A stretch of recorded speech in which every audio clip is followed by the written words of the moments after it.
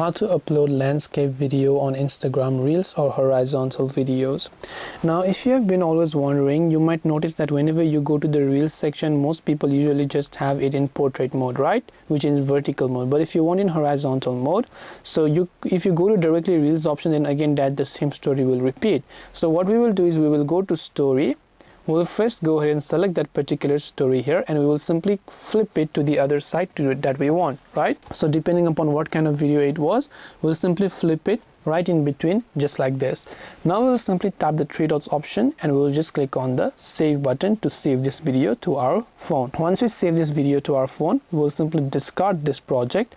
Now we'll simply tap the plus icon and go to Reels option. Then select the current video that we had. So the previous one is actually still in vertical if you select that, but the one that we just saved from our story, we'll select that and it will actually get added in a vertical or horizontal mode here.